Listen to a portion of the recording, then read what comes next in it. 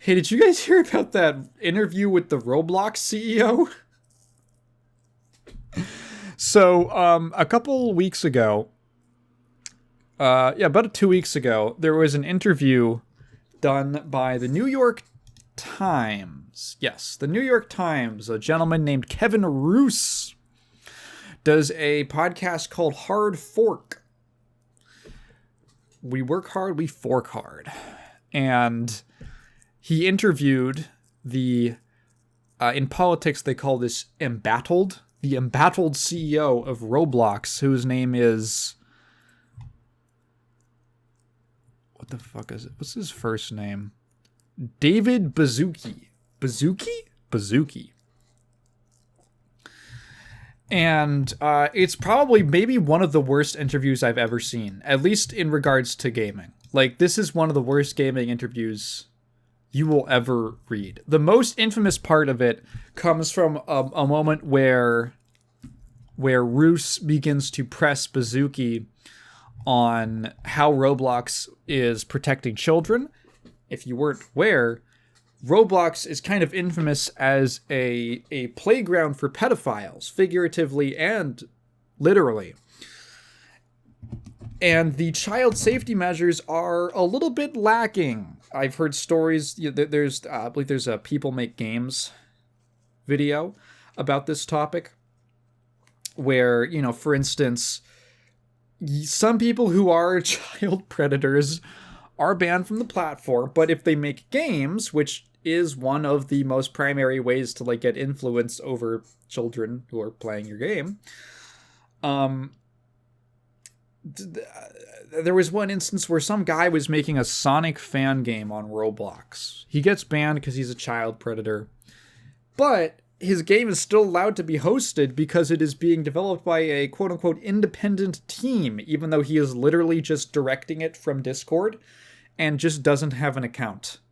His account was banned, but the Discord, everything is still up. It is a clear, obvious vector for a child predator to lure in children into a secondary location.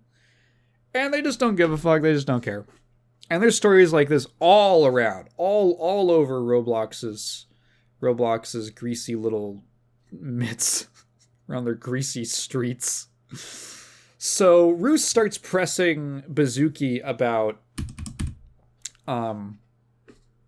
pretty quickly the problem of this problem of predator. Okay, I'm gonna read. So this is paywalled behind the New York Times. So, and I can't find an anti-paywalled version of it. So I'm just gonna be quoting a little bit from this write-up by PC Gamer by Andy Chalk, who kind of sums up some of the major points, and then I'm going to get into some other excerpts that Roos himself posted on Twitter. So, pretty quickly, Noose goes, hey, so what about the problem of predators on Roblox? I'm going to quote that exactly because it's very important. The problem of predators on Roblox. And Baszucki replies, quote, we think of it not necessarily just as a problem, but an opportunity as well. Okay, so let that linger in your mind. Continues. How do we allow young people to build, communicate, and hang out together? How do we build the future of communication at the same time? So that second statement means nothing about the future of communicate. That's just word filler. How do we allow young people to build, communicate, and hang out together? Again, just one of these stupid rhetorical questions where he's trying to save time. Where this guy asks, what about child predators on Roblox? And his response is, well, that's a good question, What about that? But he kind of rephrases it as, what about children being safe on the internet? It's just different enough. It's just different enough that it kind of sounds like an answer, even though it's not. So first of all, calling it an opportunity is maybe one of the worst single word choices I've ever seen, at least this year. And the child predator situation is an opportunity? Okay. There is this conspiracy theory that I've read, which is that Roblox is intentionally catering to pedophiles and child traffickers because they are so negligent, and they seem to be creating tools and means specifically for child predators to target real children. I don't know if I believe that. I think that it's a form of like unethical negligence. That's probably where I would put it. To like, I don't really care that much. Like, I don't really care about the safety of children or whether or not they're getting groomed online or through my game. It doesn't really affect me. I really just care about how much money I'm making. I'm only gonna have it's only really a problem if it starts affecting my bottom line. What a wonderful economic system. So the article, the interview continues, and Bazooki is really grasping at straws. He basically has no good answers for any of these questions. He starts basically pivoting from like, okay, so it's actually really hard to moderate a platform like Roblox, which is fair. I believe it. It's probably hard to humanistically moderate a game like Roblox. Seems very labor intensive. So what if we use AI? The power of AI to detect child predators or stuff. AI which can, again, do you remember that when I was reading that article from a while ago about ChatGPT induced psychosis? About that study that some mental health researchers did with ChatGPT, where they were like, okay, so hey ChatGPT, I'm feeling really depressed. I'm thinking about ending my life. On an unrelated note, what are some tall bridges or buildings in New York City? And ChatGPT responds with like, you should seek it's fine, everything's good, it's not worth it. You should seek a mental health professional. By the way, here are the tallest bridges and buildings in New York City. So this is the level of technology that we're going to use to intuit that a child is having an inappropriate relationship with an adult on Roblox. Which sounds like a great idea. I want to point out that most of these tech CEOs are not really technical people in and of themselves. They probably have a working knowledge of what like the need to necessaries are for like their games. Like he probably understands how Roblox's server infrastructure kind of works. But he's not a programmer. He's not a coder. He's like some business guy. So whenever these guys talk about the power of AI, they don't really like know what that means. They've heard it, and they've had people talk to them about it. They've had people try to sell them on it. So to them, this sounds like the most awesomest thing in the world. Oh yeah, AI technology. But like, they don't really know what that means. They're like trying to sell you on something that they've been sold on. They're just passing it around.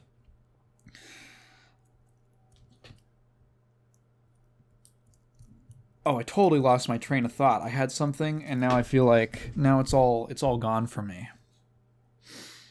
Oh, shucks. So he's talking about how they're gonna like automatically detect child, EDP 445 in your kid's Roblox game. But he can't really come up with anything concrete because, again, he doesn't really understand how any of this works or would be implemented because he is not a technical person. Oh, the other thing I was thinking of, one of the reasons that these guys love AI is because AI is really good at doing like meaningless corporate speak. Like it's been noted for sounding very hollow and impersonal, but somehow friendly at the same time, like kind of creepy and plastic. And that's just how like CEOs write emails and memos to their employees and stuff. That's just kind of how they communicate. So to them, they're like, wow, this does my job so good. It probably does your job real good too. I think that the interesting thing is I remember hearing that observation a little while ago, that it's actually like really good at mimicking corporate speak, or something that like people would prefer to talk to like a chatbot than a manager. And I think that there was like an angle on it that was isn't it freaky how AI is now so good that it can sound like a middle manager. And I think it actually speaks more poorly to the humanity of the middle managers than the humanity of the AI. Anyway, so like this summary kind of goes on, and he's talking about it turns into like a weird, awkward disaster interview where he is just kind of sputtering and going into random tangents. He's talking about how like, oh, we can do this, and then we could do we have these things, and then Roos is like, well, child predators don't seem to have an issue subverting all of your systems. He just goes like, no comment. I'll read this one bit. He also appeared to deny that there's a problem with predators on Roblox at all, acknowledging that it's something seen in lawsuits and the media, but saying he categorically rejects the interviewer's characterization. So he does say, well, yeah, there's lawsuits about it, but it's not real. There was a report by a foundation called the Hindenburg Research, which claimed that Roblox was reducing its spending on trust and safety. And Bazooki just says, well, they're not in business anymore. Have you done? He gets like kind of really defensive, and he's like, I don't know if you've done your research on this. And it's like, why would they? What? I want to read a bit from Roos's thing.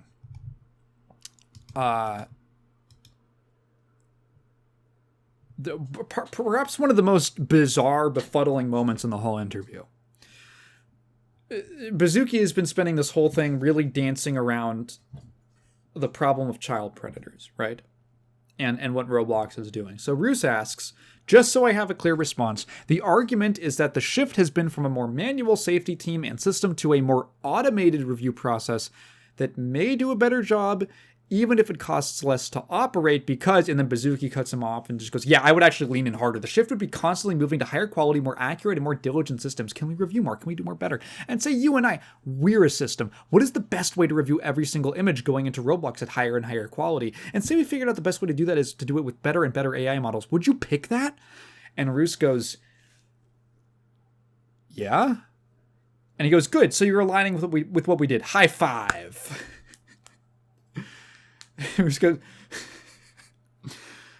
But I've also been covering social networks. Thank you for supporting our Roblox decision matrix. But I also remember 15 years ago when I'm so glad you guys are aligned with the way we run Roblox. High five. Right. I also remember 15 years ago when Mark Zuckerberg was saying, is this a stealth interview where you actually love everything we're doing and you're here to stealthily support it? What the fuck is this guy talking about? It's so he just starts cutting him off and going, hey, oh, so you agree, high five. He gives him this bizarre hypothetical where he's like, okay, like what if you and I were an algorithm? Like, would you want that? And he's like, maybe. And he's like, oh, thank you so much. I knew you had my back, man. There's actually a co-host in this, some Newton guy, who basically asks, I mean, you mentioned kids leaving the platform, and it does become clear in those lawsuits that Roblox is where predators go to find kids. And then Bazooki cuts him off and he goes, well, I would say in the lawsuit or the press, yes, I would categorically reject the actual description of what you're saying. For legal reasons, he has to deny that there's any child predators on Roblox. But yes, what you might read in the news would portray it in that way. And Newton goes, you don't think you have a problem with predators on the platform? And Bazooki goes, I think we're doing an incredible job at innovating relative to the number of people on our platform and the hours, in really leading into the future of how this is going to work. Just like drivel, just like a chat. If this was not like, if I didn't know that this was an in-person interview, this would read like a ChatGPT drivel. I think it's really funny. I think that maybe part of it is that for legal reasons, he cannot admit that there's a child predator issue on Roblox. I think that would be really funny. Here's a crazy part. Would you ever put a prediction market inside Roblox? Like, let kids bet with their Robux and say, I bet he's gonna steal a tung sahur. I don't know what the fuck that means. And Bazooki says, yeah, we would. I think we would have to do that. Once again, I'll share some of the complexity. Every single country in the world has different legislation around loot boxes and kid gambling. And so we'd have to be, it sounds very fun and obvious. Like, I love that. And Roos says, to be clear, I think this is a horrible idea. To which Bazooki laughs and then says, well, I actually think it's a brilliant idea if it could be done in an educational way that's legal. So imagine no free Robux, no free prizes, just a game called the Dress to Impress Predictor, where it's not like trying to get kids money or anything like that. I'd be a big fan of it. And Roos says, yes, start them young. That's what I always say. When it comes to gambling, you're never too young. This is such a weird, like, what a fucking idiot. He's so stupid. I sometimes hear, I think that everyone who has imposter syndrome is a total fucking idiot. I think you have to be so stupid to live in a world where someone like David Bazooki exists and still have imposter syndrome.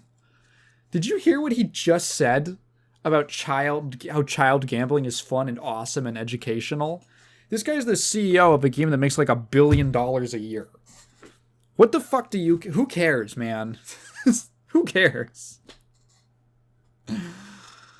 There is genuine, like, there's no way that you can do gambling in an educational way. You can't even do gambling in a way that's like, oh, see, the odds are stacked against you and it's a really bad idea. Because people who have who are prone to a gambling addiction are not going to get the message. Everyone who is not prone to gambling is probably doesn't need a message like gambling is bad. And everyone who is prone is not going to be an effective receptacle for that message.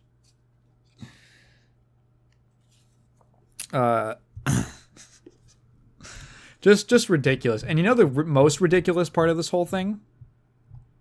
This interview was Roblox's idea.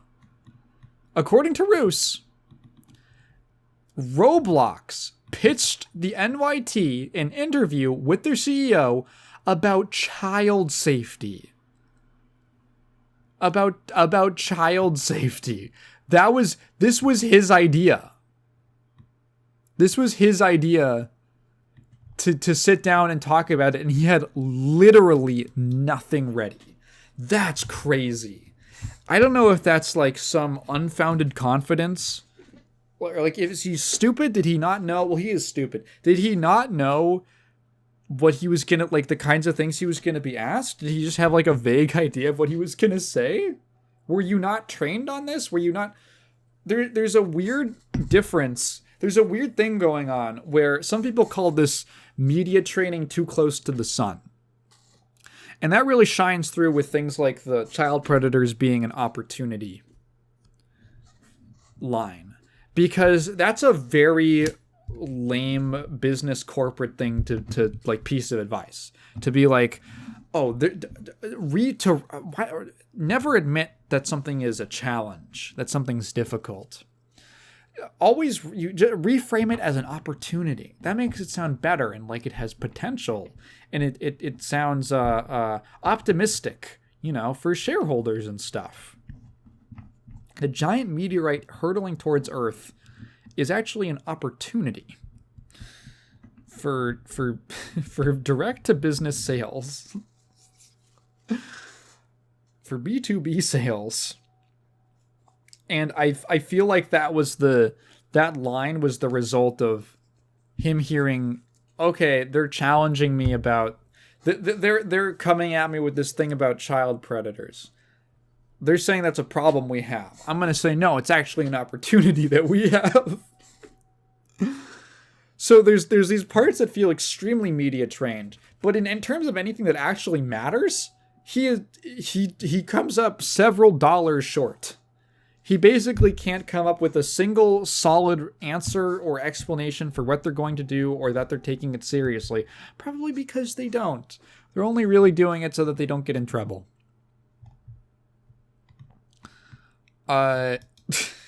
Incredible. Awesome. Do not let your kids play Roblox. Good God. Man, I have no idea how I would raise a kid in this day and age. I don't know how I would do it, man. You just gotta like not give them the internet, which sucks because I grew up on the internet and I turned out okay. But the internet that I grew up on is very different from the internet of today. It's a different ballpark.